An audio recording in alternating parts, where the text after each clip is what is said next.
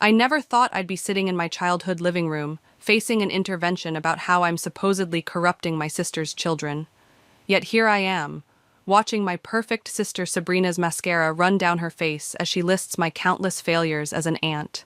My name is Ellie, and at 27, I'm apparently the black sheep who's destroying our family's reputation. The funny thing is, just yesterday, I was helping my niece Caitlin with her science project, while Sabrina was running errands. She bought them violent video games, Sabrina says, her voice cracking. And she tells them it's okay to talk back to adults. She's undermining everything we're teaching them. Mom wrings her hands in her lap, looking between us like she's watching a tennis match. Dad just sits there, stone-faced, probably wishing he was anywhere else. The afternoon sun streaming through the bay windows feels too bright, too exposing. That's not true, I say, trying to keep my voice steady. The game was rated E for everyone, Sabrina. It's literally about building cities. Don't twist this around. Sabrina stands up, pointing her finger at me. Last week, Roman told his teacher that some rules are meant to be questioned. Where do you think he got that from?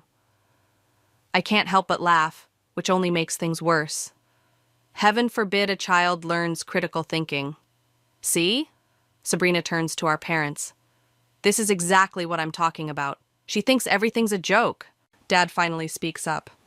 Ellie, maybe you could be more mindful of Sabrina's parenting choices. Mindful? I stand up too, my hands shaking. What about being mindful of the fact that I'm the one who shows up to their school events when Sabrina's too busy, or that I'm the one they call when they're upset because they know I'll actually listen? That's enough. Mom's voice cuts through the tension. Both of you, please sit down. We do, but Sabrina's not done. She pulls out her phone, scrolling frantically. Look at this text Caitlin sent me last week. She said, and I quote, Aunt Ellie says it's okay to disagree with people sometimes, even parents. Do you see what she's doing? I can't believe this, I mutter, fighting back tears. You're actually turning basic life lessons into something sinister. We think, Dad says carefully, that maybe you should take a step back from spending so much time with the kids, just until things settle down. The words hit me like a physical blow. I look at Mom, hoping for support, but she's staring at the floor. The family photos on the wall behind them seem to mock me. All those forced smiles, perfectly arranged poses, hiding who knows what else. Fine, I say, standing up again.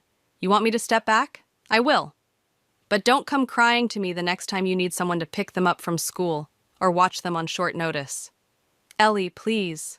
Mom reaches for my hand, but I pull away. No, this is perfect. I grab my purse from the couch. Sabrina finally got what she wanted. Total control. I hope you're happy. As I head for the door, Sabrina calls out, This is exactly why we're worried about your influence. You're so dramatic about everything. I turn back one last time, taking in the scene. My sister's tear-stained face, my father's disappointment, my mother's confusion. You know what, Sabrina? For someone so concerned about bad influences, maybe you should look in the mirror sometime. The door slams behind me with a satisfying bang. In my car, I finally let the tears fall, but they're not sad tears. They're angry ones. Because I've seen things, noticed things about Sabrina that nobody else seems to see. The way she sometimes shows up late to family dinners with glassy eyes. The way she gets extra touchy at parties. The way her kids look at her sometimes with that mixture of love and worry that no child should have to feel. My phone buzzes, a text from Caitlin. Are you okay, Aunt Ellie? Mom seems really mad. I wipe my eyes, typing back. I'm fine, sweetie. Just grown-up stuff. Love you. Another buzz. Love you too. Roman says hi. That does it. I start the car, my hands steady now, my mind clear. If Sabrina wants to play this game, fine. But two can play at exposure. It's time someone pulled back the curtain on my sister's perfect life and showed everyone what's really going on behind it. Because sometimes the worst influences aren't the ones who teach kids to question authority. They're the ones who pretend to be perfect while their lives crumble behind closed doors. 2 weeks after the intervention, I'm sitting at my best friend Danielle's kitchen counter, scrolling through old photos on my phone. There's one from last Christmas. Sabrina holding a wine glass, her smile a bit too wide, her eyes a bit too bright. I should have noticed it sooner. You're obsessing, Danielle says, sliding a coffee mug toward me. Maybe you should let it go. Let it go?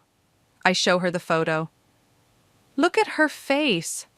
This was right before she knocked over the Christmas tree trying to dance with it. We all get drunk at Christmas sometimes, Danielle shrugs, but I can tell she's starting to see it too.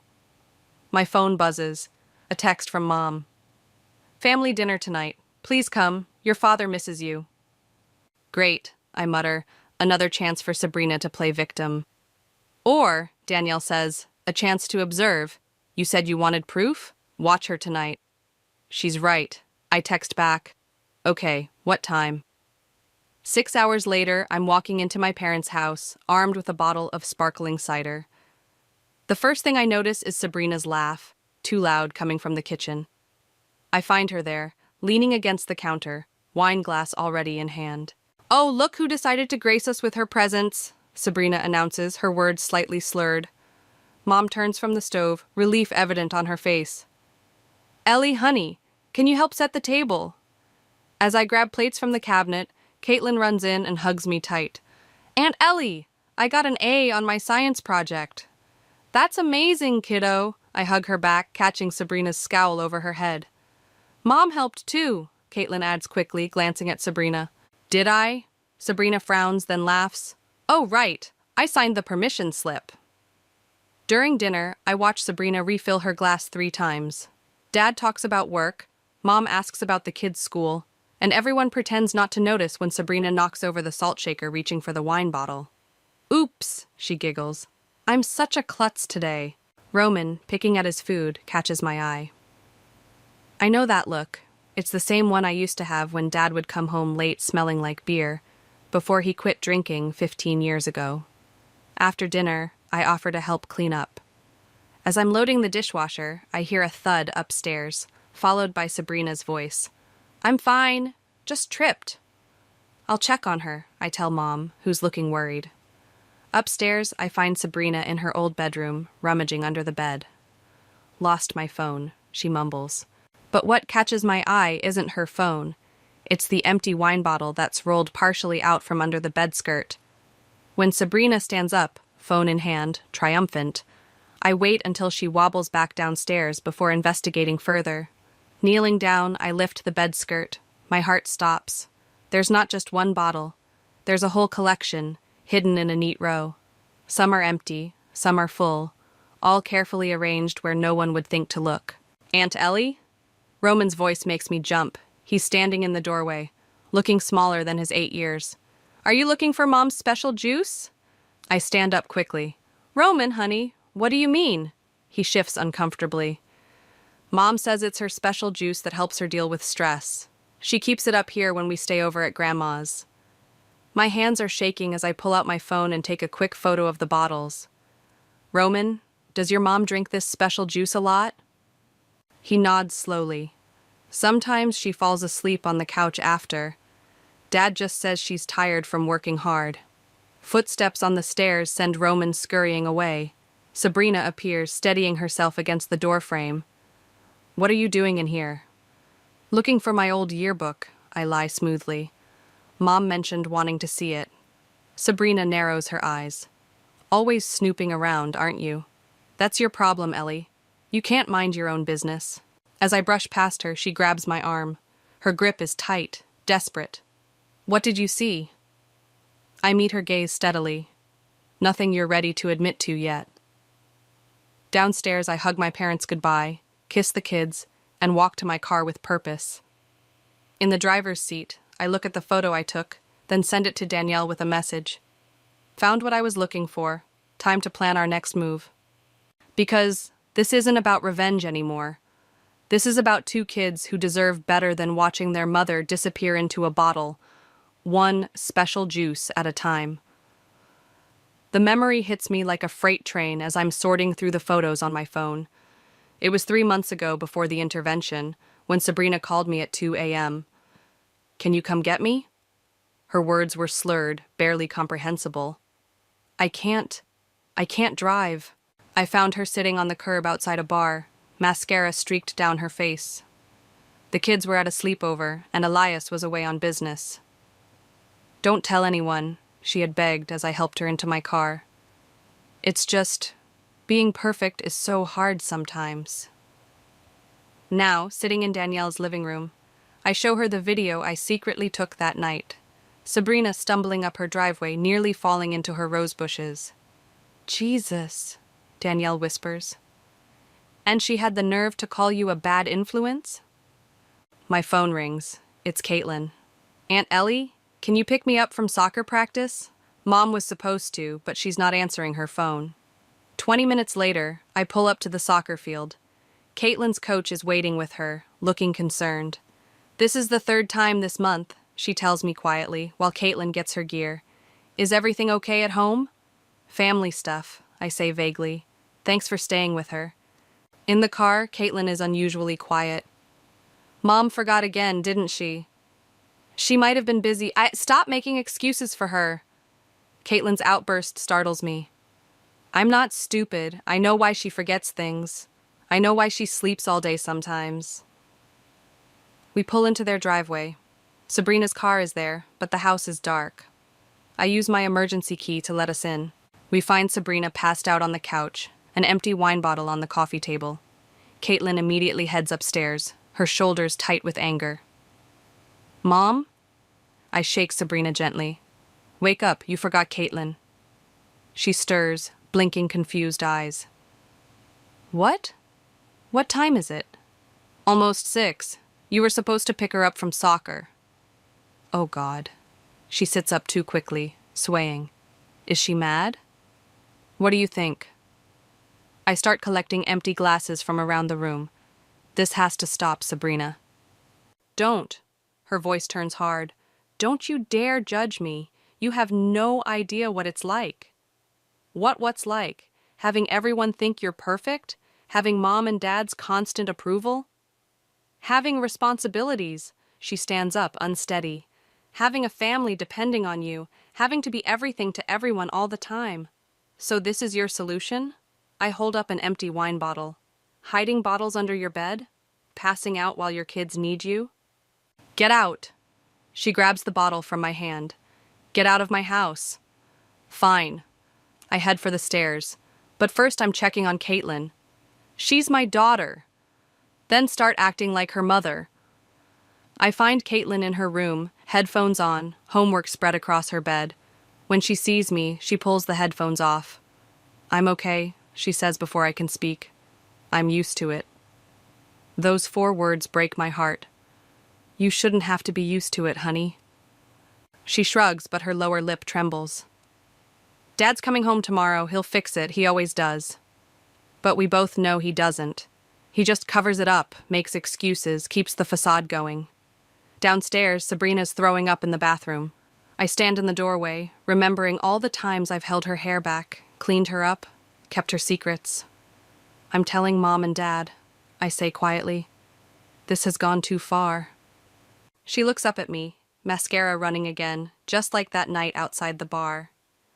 "Please don't. I'll do better, I promise." "You've been promising that for months." I pull out my phone, showing her the photo of the bottles under the bed. "Your kids deserve better than this." "You bitch," she snarls, lunging for my phone.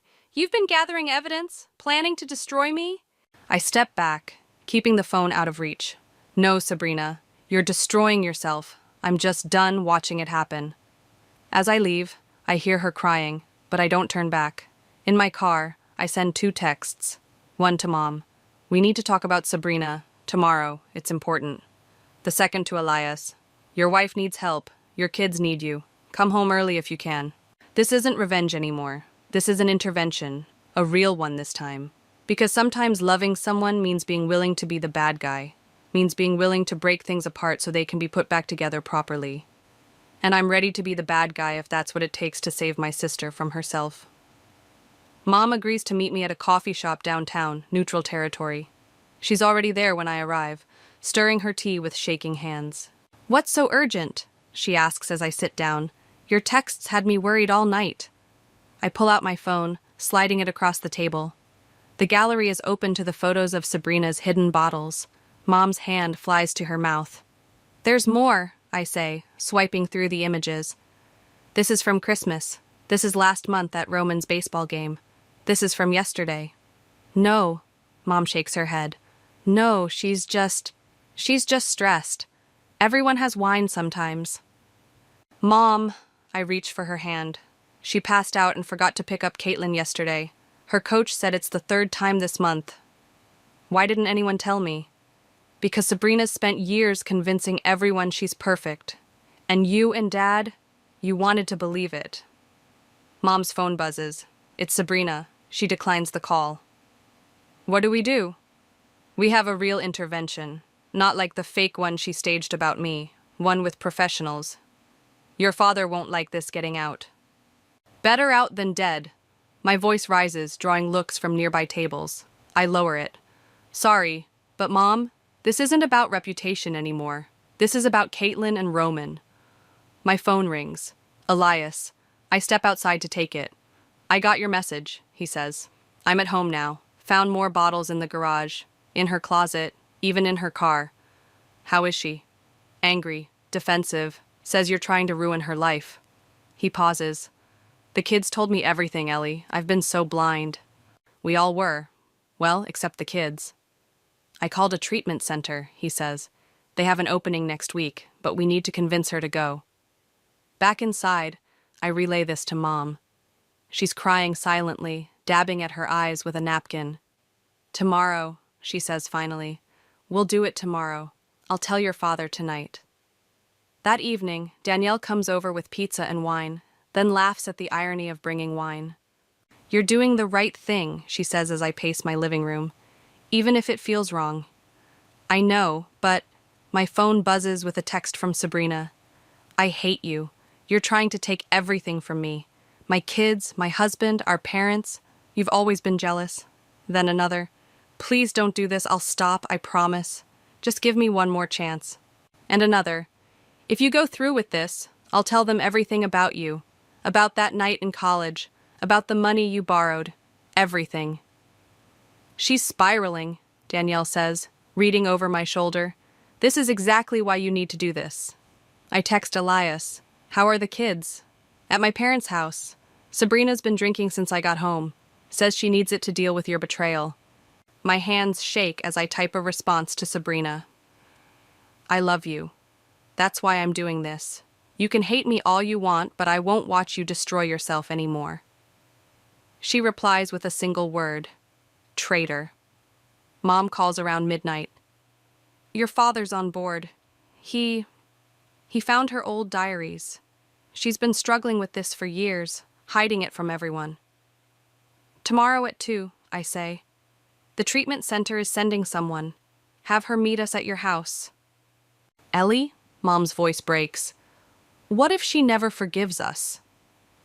What if we never forgive ourselves if something happens to her or the kids?" After hanging up, I sit in my dark apartment, looking at old photos of Sabrina and me as kids. Before the perfect marriage, the perfect kids, the perfect life became her prison. Before she started drowning her imperfections in wine, my phone lights up with one last text from her. "Remember when you were little and had nightmares? You'd always come to my room. Said I made you feel safe. What happened to us, Elle?" I type back through tears. "I'm still here, Sab. Still trying to keep you safe, even if you can't see it right now." No response. Tomorrow will either save my sister or destroy our relationship forever. But as I get ready for bed, I realize something. Sometimes love looks like betrayal. Sometimes it looks like showing up with evidence and ultimatums. Sometimes it looks like being willing to be hated if it means the person you love might live.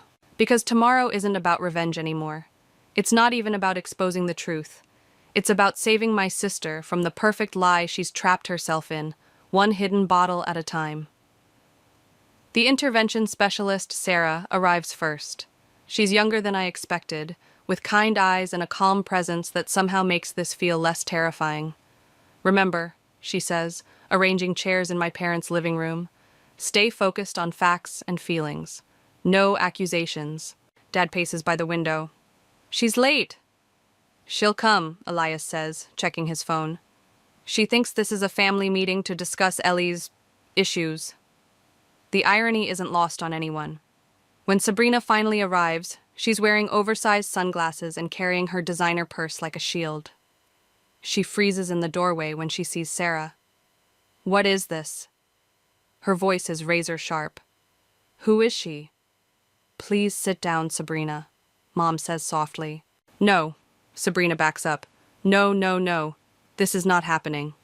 Mrs. Quinn, Sarah steps forward. I'm here to help facilitate a conversation your family needs to have. A conversation? Sabrina laughs, high and brittle. You mean an ambush, orchestrated by my dear sister, no doubt. She rips off her sunglasses, revealing bloodshot eyes.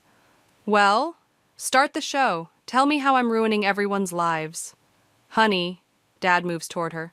We're worried about you. Worried? She spins toward me. Or just looking for revenge? Couldn't stand that Mom and Dad liked me better, could you, Ellie? This isn't about me, I say quietly, pulling out my phone. It's about this. I play the video from Christmas, then the one from Roman's baseball game. Photos of hidden bottles, text messages from Caitlin begging me to pick her up from various activities. Turn it off, Sabrina whispers. Your children are scared, Elias says. They're covering for you, making excuses, taking care of you when it should be the other way around. You too? Sabrina's voice breaks. You're all against me? We're for you, Sarah interjects. Everyone in this room loves you and wants to help. Help? Sabrina grabs her purse, dumping the contents onto the coffee table. A flask clatters out among the lipsticks and keys. You want to help?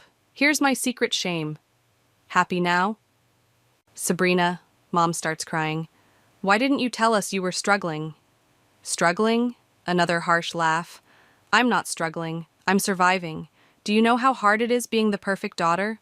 The perfect wife? The perfect mother? No one asked you to be perfect, I say. Everyone asked. Every single day. She's shouting now. Look at Sabrina, so put together. Look at Sabrina, such a great mom. Look at Sabrina, never a hair out of place. While you, she jabs a finger at me, got to be the mess, the free spirit, the one with no expectations.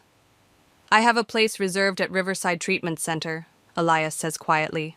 They can take you today. The room goes silent. Sabrina sways slightly, reaching for the wall. Treatment, she whispers. Like some common drunk? Like someone who needs help, Sarah corrects gently. Like someone whose family loves her enough to risk her anger to save her life. I don't. Sabrina slides down the wall to the floor. I can't. I kneel beside her, remembering all the times she comforted me when we were kids. Remember when I broke Mom's favorite vase? You helped me clean it up, told me everything would be okay. Let us help you clean this up, Sab. She looks at me, really looks at me, for the first time in years. I'm so tired, Elle. So tired of pretending. Then stop pretending. I take her hand. Be real. Be messy. Be human. The kids? She looks at Elias. They want their mom back. The real one. Not the perfect one. Sarah hands Sabrina a tissue. There's a car waiting outside. We can go right now. No cameras, no drama, just help. Sabrina squeezes my hand so hard it hurts. Will you come with me? Just for the intake? Of course. She lets us help her up. Mom hugs her, Dad kisses her forehead, and Elias promises to bring the kids to visit once she's settled. At the door, she turns back. I'm sorry. For the intervention about you. For everything. I know, I say. Me too. In the car, she leans against my shoulder like she used to when we were small. I'm scared, Elle. Good, I tell her. That means you're finally being real. As we drive toward the treatment center, I realize something. This moment, my sister finally dropping her perfect mask, finally reaching for help. This is worth more than any revenge could ever be. Because sometimes the best revenge isn't getting even. Sometimes it's helping the person who hurt you find their way back to themselves. The first week after Sabrina enters treatment is chaos. I'm sitting in her kitchen, helping Caitlin with homework while Roman plays video games nearby, when Elias gets the first call. She wants to leave, he says, pacing. Says we're all overreacting. Can she? I ask, covering Caitlin's math worksheet with my hand. Not if she wants to keep custody of the kids. His voice breaks. I had to play that card, Ellie. I had to. After he heads upstairs, Caitlin looks up at me. Is Mom mad at us? No, honey. She's mad at herself, and that's making her mad at everyone else. Dad said she's sick, Roman calls from the couch. But not like flu sick. That's right. I move to sit between them. Your mom has something called addiction. It makes people think they need something even when it's hurting them. Like how I think I need chocolate even when it gives me a stomachache, Caitlin asks. Kind of, but much stronger and more serious.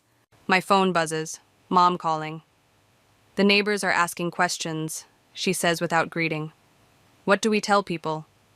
The truth. She's getting help for a health issue. Anyone who gossips can deal with me. Later that week, I visit Sabrina. The treatment center is nicer than I expected, more like a retreat center than a hospital. She's wearing yoga pants and an oversized sweater, no makeup. She looks younger somehow. They took my phone, she says immediately. I can't even check on my kids. They're fine. Caitlin got an A on her history test. Roman joined soccer. She starts crying. I'm missing everything. You were missing everything before, Sab. You just didn't realize it because you were drunk. Harsh. True, though. She picks at her sleeve. I found out 3 other moms from the PTA have been here. Can you believe it? All of us, pretending to be perfect, all of us drowning. How are the meetings? Horrible, wonderful, I don't know. She looks out the window. Yesterday I told them about Christmas, about how I wanted to be the perfect host so badly that I drank a whole bottle before dinner even started. I remember. No, you don't. Not all of it. She turns back to me. After everyone left, I drove to the liquor store, with the kids in the car. I could have killed them, Ellie. The silence stretches between us. That's why I can't leave, she whispers, even though I want to, even though everything in me is screaming for a drink, because when they told me that story in group therapy, I didn't even remember it. What else don't I remember? On my way out, her counselor stops me. She's doing well, but the real test will be going home. The perfect house, the perfect neighborhood, all the perfect triggers. What can we do? Be patient, be honest, and maybe... She hesitates. Maybe let the perfect facade crack a little. Show her it's okay to be human. That night, I have dinner with Mom and Dad. They've been cleaning out the house, finding bottles in places we never thought to look. 23 empty wine bottles in the guest room closet, Dad says, pushing his food around. How did we not see it? Because she didn't want us to, Mom answers. Because we didn't want to. I found her diary from high school, I tell them. She wrote about feeling like she was drowning in expectations, about how being the good daughter was killing her. Dad puts down his fork. We did this to her, didn't we? No, I say firmly. We all played a part, but Sabrina made her choices. Now she's making a better one. My phone lights up with a message from Elias. Kids want to know if they can visit Mom this weekend. Another text follows. They made cards in art therapy. Roman says, "Get better, Mom. We don't need you to be perfect." I show the text to my parents.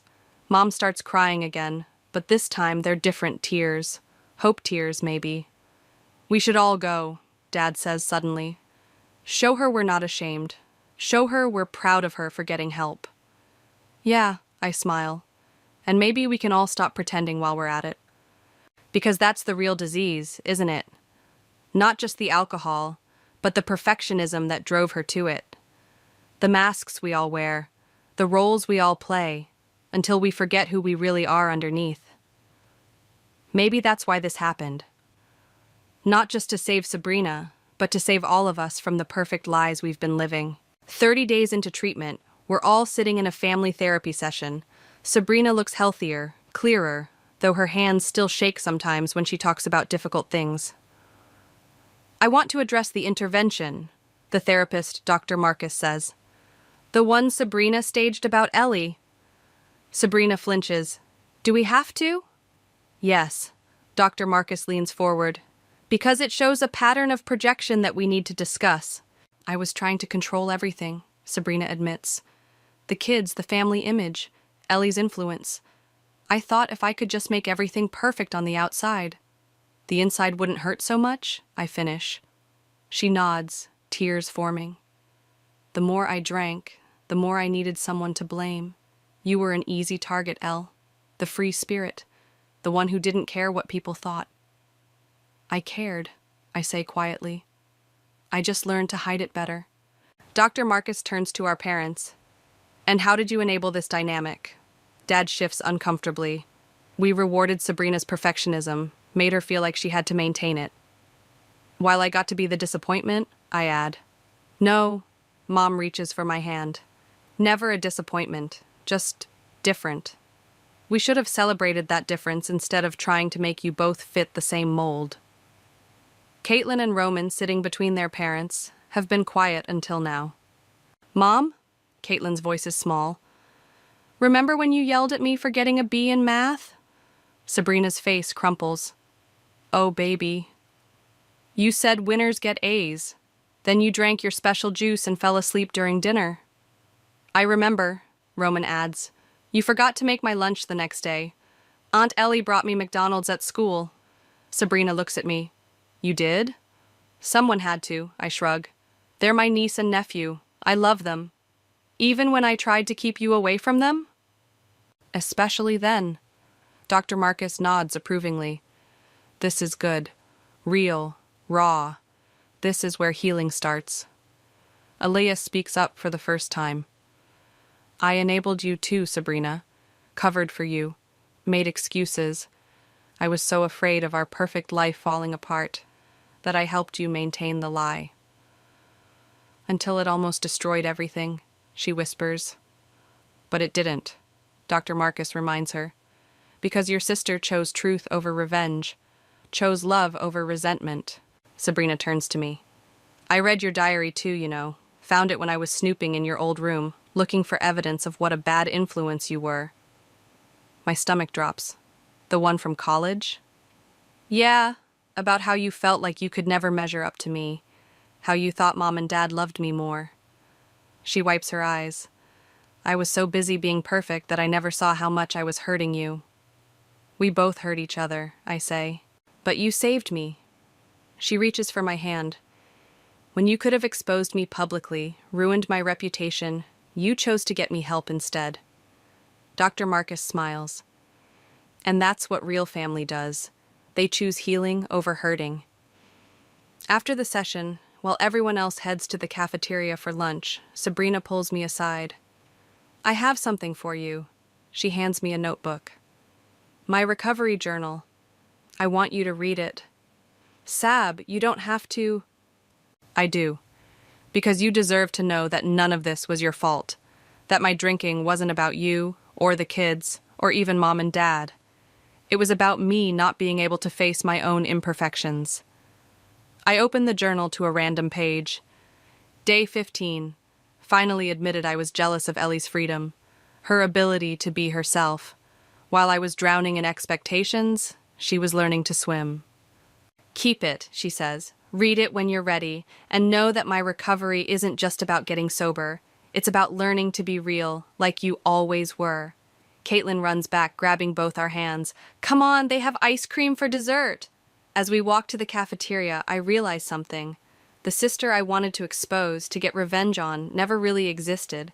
She was just as trapped as I was, just in a different kind of prison.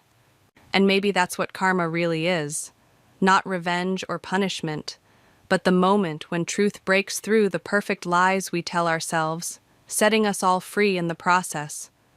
Because sometimes the greatest victory isn't in tearing someone down, but in helping them find the strength to rebuild themselves, one honest moment at a time.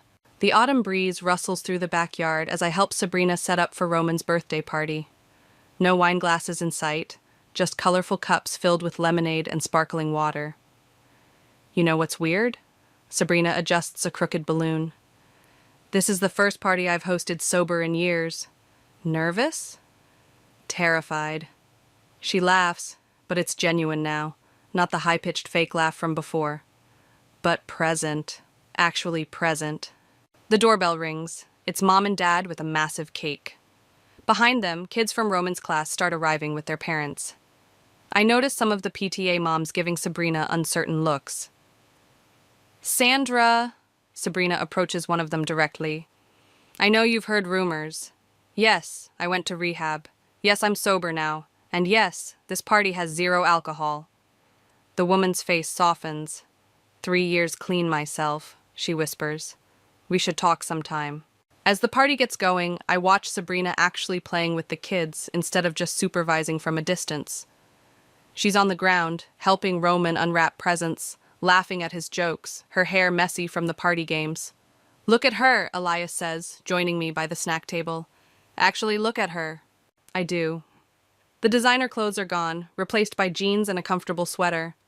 The perfect makeup replaced by just a touch of mascara. But it's her eyes that are different, clear, present, alive. Mom! Caitlin calls from across the yard. Aunt Ellie, come take a silly picture with us. We squeeze into the photo booth they've rented, making ridiculous faces. Sabrina smears frosting on my nose. I retaliate by messing up her hair even more. Remember when we used to do this as kids? She asks as we review the photos. Before I got so obsessed with looking perfect in every shot? Yeah, back when we were just sisters instead of rivals. She grabs my hand. We're sisters again. Better sisters, maybe. The party winds down as evening approaches. The kids are sugar-crashed on the couch, watching Roman play his new video games. Parents are leaving with goodie bags and leftover cake. That was... Sabrina exhales heavily. Actually fun, not just pretend fun. You did good, sis. She starts cleaning up, then stops suddenly. Oh, I almost forgot. She runs inside and returns with an envelope. This is for you. Inside is a letter, handwritten. Dear Ellie, remember when you said you were gathering evidence to expose me? Well, I've been gathering evidence too. Evidence of all the times you showed up for my kids when I couldn't. All the times you chose to help me instead of hurt me. All the times you were the sister I should have been. I'm not perfect anymore. Don't want to be. But I am trying to be better. And a big part of that is thanking the person who loved me enough to risk losing me to save me. Thank you for being my sister, even when I forgot how to be yours. Love, Sabrina. You're crying, she says. No, you're crying, I reply, but we're both crying and laughing at the same time. Mom and Dad join us in the backyard cleanup, and for a while we all work in comfortable silence. You know, Dad says finally, I always thought having 2 completely different daughters was a challenge. Now I think it was a gift. How so? Mom asks. Because Ellie's strength helped us save Sabrina, and Sabrina's journey is helping us all be more real. Inside, we hear Caitlin squeal as Roman apparently beats some impossible game level. The sound of their genuine joy, their mother's clean laughter joining in, fills the cooling evening air. Want to stay for dinner? Sabrina asks. I'm making my famous lasagna. The one you used to make drunk or a new recipe? I tease. She throws a balloon at me. A new one. Everything's new now. Better. As we head inside, I realize this is what winning really feels like. Not the satisfaction of revenge, but the joy of redemption. Not the thrill of exposing someone's flaws, but the peace of helping them embrace those flaws and heal. Because in the end, the perfect life Sabrina was trying to protect never existed. But this imperfect, messy, real life, this is better than perfect. This is true. This is family. This is love. And that's the best revenge of all. Choosing love when hate would have been easier. Choosing healing when hurting was tempting. Choosing to be sisters again, not despite our differences, but because of them.